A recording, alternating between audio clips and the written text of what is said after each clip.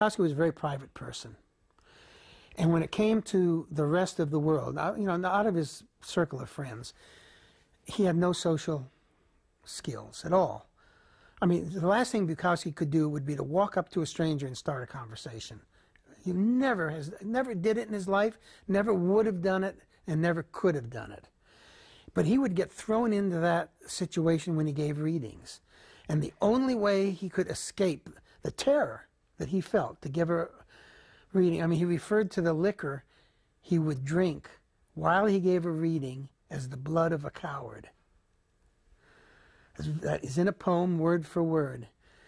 And he would sit there terrified and drink as hard and as fast as he could just to shut out the terror he felt at having to get up on stage. He used to laugh. He'd say, you know, any fucking 18-year-old poet could get up in the LA Coliseum in front of 105,000 people and read their stuff.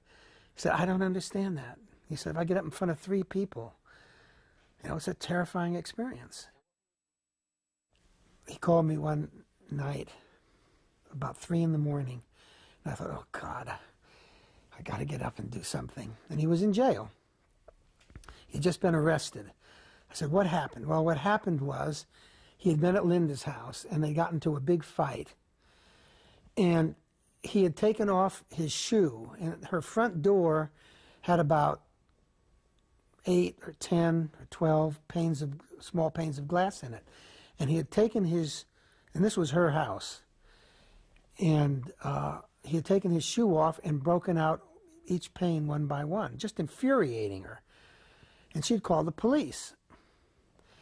And at the time the police walked in, he had the couch up on his shoulder, and the house was on an incline over the street. The house was about 20 feet above the street. And he was going to throw the couch through the picture window out onto the front lawn where it would then roll down into the street. And the cop said, you know, what are you doing? Stop. And he said, I'm going to throw the couch through the window. And the cop drew his gun and said, no, you're not. And Bukowski put down the couch, and they arrested him. And they took him down to the station. So then he called me to get him out. And I didn't want to drive. It was in Boyle Heights. I mean, this is down in the pit of L.A., bad news. But then Linda lived just a few miles away, or maybe a mile away. So I said, let me talk Linda coming over and bailing you out, because you can't bail yourself out for 7 or 8 hours. Because you're intoxicated and somebody has to drive. She'll never come. I said, well, let me try. And he said, okay. And I got his number. He said, but wait, someone wants to talk to you.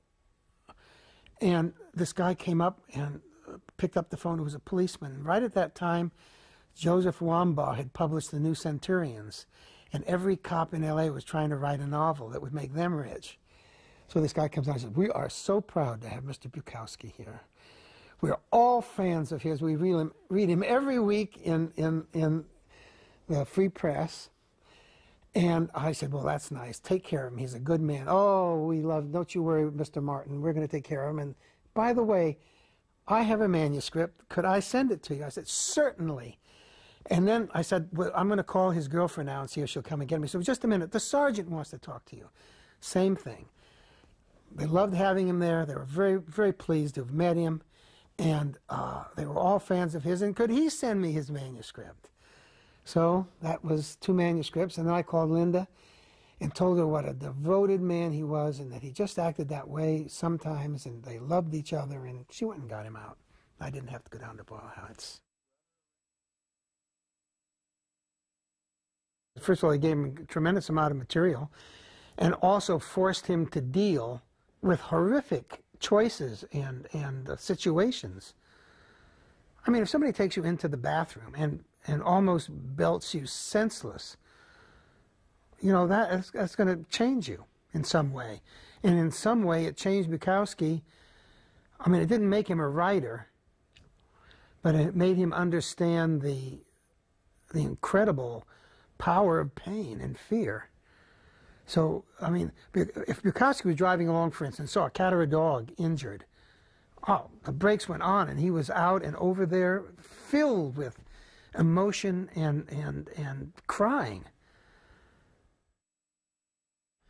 There's a beautiful poem in this new book coming out about his mother was dying of cancer. And coming down the hall from 20, 30 feet away, you could smell it. And going into the room was just overpowering, the smell of death, the cancer.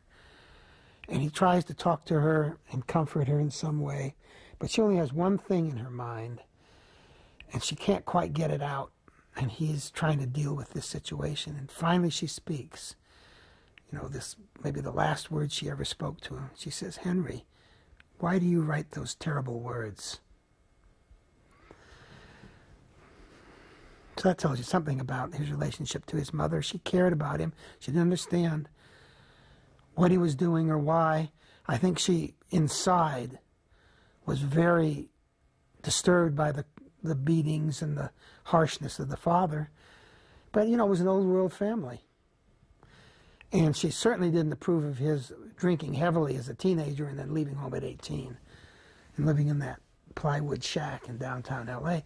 But you saw those pictures. There he is, 19, 20, 21 years old, standing with his parents in a nice suit, and they all have smiles on their face. So it's not all one way or the other.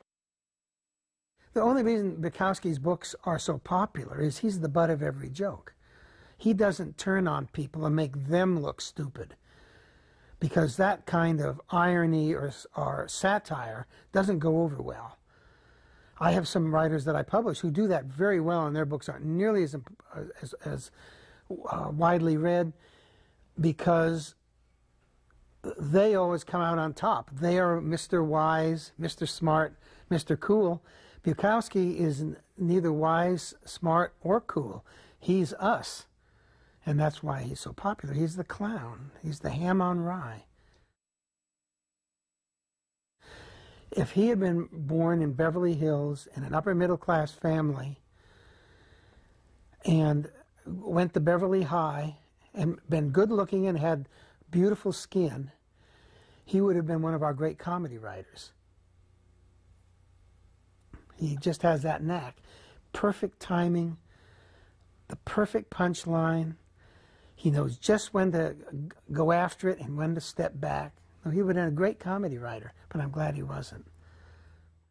So when Bukowski, I realized that whenever he would discuss his life or write about his early life, like in the early 60s, he would tend to dwell on the things that weren't going right. But I'm sure he had days and weeks when things were pretty damn good. Maybe he won a few bucks at the track. Maybe there was an extra holiday that week and he only had to work 5 nights in the post office. But he never writes about that. He only writes about the things that create drama and tension, because all literature and poetry and painting and everything else, if it lacks tension and if it lacks drama, it's what he would call it a warm pitcher of spit. It's just not very interesting. So when I would go over there, I would take my little 3- and 4-year-old daughter, and we'd sit around, and it was delightful. But he never wrote that up in a story. My publisher came over, and he brought his cute little 3- or 4-year-old daughter, and we had a great time. What's that about? Nobody's interested in that. So he writes about the hooker who came in at 3 a.m. and tried to stab him. That makes, for a story. There's a thing called the new formalism. And there's a little group of people called the new formalists. And they want to go back to sonnets and, poetry at its most structured. And to repeat Bukowski's poem, as the spirit wanes, the form appears. And when you don't have much life and spirit in a poem, you depend more and more on the form of the poem. And if you write the most spiritless kind of poem in a perfect form, there are people who will applaud. I think it was Ezra Pound divided writers and painters and all artists into 3 categories. There was the innovators, the masters, and the imitators. And Bukowski was an innovator. And, he changed American poetry. And this is what the new formalists are reacting against now, because it was like speech. It was Whitman's concept of speech. Although I find the music in Bukowski's poetry beautiful, and the way he breaks the lines, and the way he works to whatever point he's trying to make, it looks simple. You know, just like the Moonlight Sonata looks simple. Try to write it, or anything like it. So he was an innovator, but an innovator has some rough edges. I mean, Van Gogh was an innovator, and Beethoven was an innovator. And someone who is a formalist can look at work like that and say, oh no, not Beethoven, give me Mozart. Well, Mozart just happens to be an innovator too, but he was also a master. And there are the people who come along after the innovator, after the thing has been discovered and presented to the world, they come along and they master it. And they do it beautifully, and they're just as important in their way as the innovators are in their way. And these are your great writers and performers. But then along come the imitators, and they imitate the masters, and they get all the grants and all the prizes, and they're taught in the universities, and they're the ones who get the reading tours and the book signings, and that's what the imitators do in poetry and in prose writing. They churn out formula stories. And this is, of course, the whole thing's going on now in the new formalism. It makes it sound kind of grand, like they're bringing back Nijinsky to dance it right. But it's not that at all. It's just a form of imitation. In the 21st century, he will be as well thought of in 50 years as Walt Whitman is now. And you know that to this day in English departments, you have to get in many English departments, you have to get special permission to teach Walt Whitman, because he is not considered, he's considered the darling of the lefties, or the you know, he's not considered the serious. There are still poets teaching, teachers still teaching Edward Arlington Robinson rather than Walt Whitman. What makes Bukowski, what is it finally that's going to make him endure? Well, because the same thing that's enabled Whitman to endure. You know, because it's real, and you can't snuff it out. And here's number one, the first poem written on the fax machine. It's dated February 19th, 94, which is February 18th, 94, and he died on March 9th. So that's like 3 weeks before he died. He says, "Oh, forgive me for whom the bell tolls. Oh, forgive me, man who walked on water. Oh, forgive me, little old woman who lived in a shoe. Oh, forgive me, the mountain that roared at midnight. Oh, forgive me, the dumb sounds of night and day and death. Oh, forgive me the death of the last beautiful panther. Oh, forgive me all the sunken ships and defeated armies.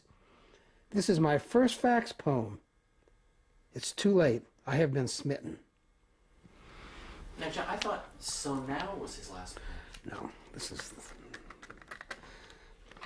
his last poem.